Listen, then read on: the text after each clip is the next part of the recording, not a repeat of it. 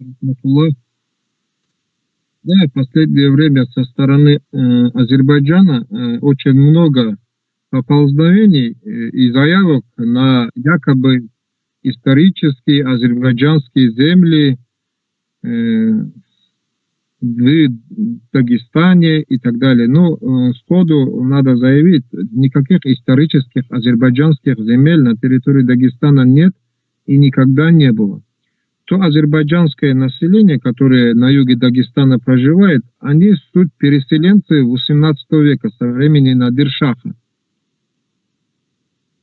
И поползновение Азербайджана прямым образом, если они исходят от государства, они прямым образом нарушают даже тот же договор с Россией от 22 февраля 2024 года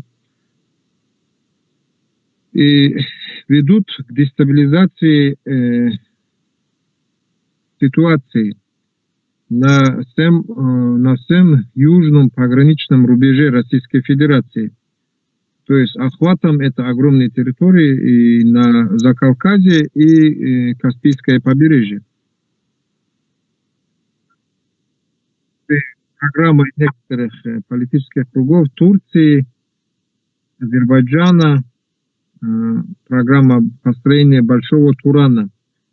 Но со стороны некоторых государственных информационных ресурсов Азербайджана также поддерживается эта тенденция, и негосударственные службы вот такие вот карты, периодические информационные бросы делают.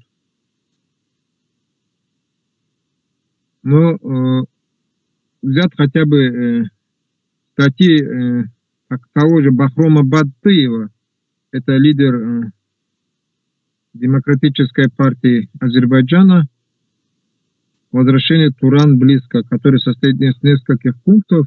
Одним из этих пунктов является то, что народы Дагестана должны быть тюркизированы, а те, кто не подчинится им, должны быть превращены в удобрение. То есть это фашистская идеология, она имеет своих сторонников на территории Азербайджана. И такую угрозу можно прямо параллель выставить с угрозами, которые существовали и на территории Украины с 2014 года и далее. Поэтому это не только угроза целостности и существованию Дагестана, но и прямая угроза территориальному целостности и единству Российской Федерации. Поэтому, на мой взгляд, даже тот же проект «Лезгистан», который усиленно муссируется в средствах массовой информации, это проект азербайджанских спецслужб. То есть они хотят оторвать от Дагестана, то есть и Российской Федерации, южные регионы расселения лезгиноязычных народов, то есть лезгин, табасаранцев, агульцев, рутульцев и сахор, и присоединить их к территории Азербайджана. Если Россия, к примеру, отодвинет границу севернее вот этих рубежей, то, конечно, для Азербайджана эта проблема присоединения станет очень легкой. Почему? Потому что вновь созданное так называемое государство, допустим, теоретически Лезгистан, оно просто не сумеет даже оформиться, создать свои вооруженные силы и просто будет поглощено Азербайджаном, которому поддержку даст и Турция, и некоторые другие государства. А кто даст поддержку Лезгистану? Никто. За него никто не будет подписываться. К тому же город Дербент исторический, азербайджанцы, которые начинают приписывать якобы к себе.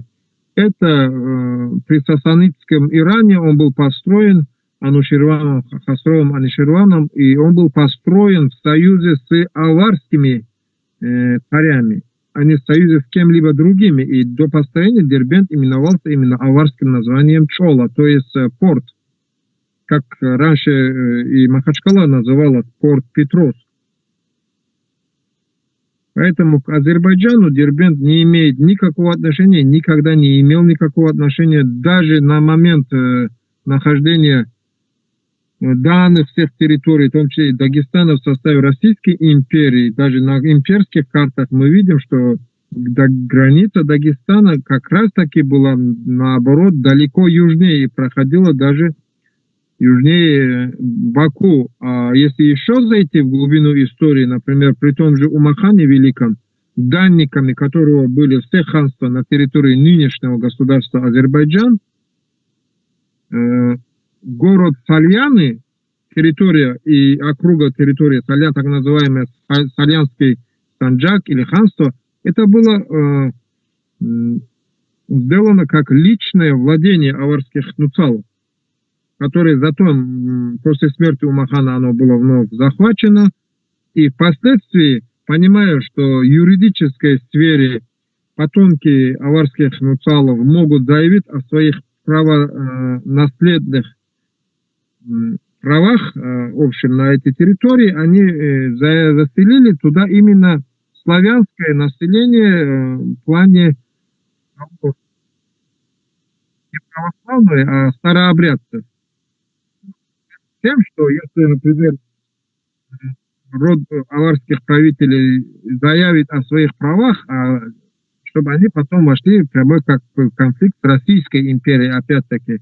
Вот такими очень хитрыми методологиями они старались отсечь всякие притязания с севера на юг.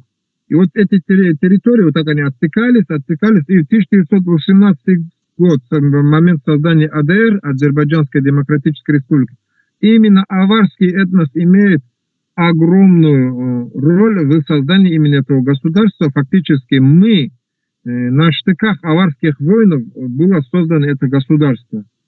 То есть это царские формирования, это Закаталский полк, который практически полностью состоял из джарских авар. Помимо этого, во время военных действий в Баку, то есть конфликт армян и Азербайджан 1918 года, на волне панисламизма, на помощь Азербайджану, Нажмуддин Гатинский, имам Дагестана, отправил 10-тысячный корпус неподготовленных аваров, практически плохо вооруженных, слабо обученных, но горящих желанием помочь своим братьям-единоверцам. И 5000 авар в результате этого погибли в первом же бою, попав под пулеметный огонь. То есть, понимаешь, вот 5000 человек нужно родить, их вырасти, воспитать, и вот так взять, и 5000 человек отдали свои жизни, но сегодня Азербайджан уже более столетия попирает права аварского населения в Джаро-Белокамской зоне. Уже столетия. Численность аварского населения никак не выходит за рамки 50 000 человек. Но при этом численность, например, тюркского населения в этих же регионах выросла в 13 раз. Белокамский округ вошел в состав Азербайджанской Демократической Республики как субъект федерации. Но в 1930 году некоторыми умными людьми был спровоцирован конфликт АДР и восстание, и в результате этого восстания статус автономии был убран, и с того момента аварское население джарской зоны практически лишено своих политических прав. И в настоящее время ровно так же на поползновение со стороны Азербайджана нам нужно также заявлять о том, чтобы и авары, и лезгины, и дагестанские народности, в общем, проживающие на территории Северного Азербайджана, получили статус федеративных республик в составе Азербайджана.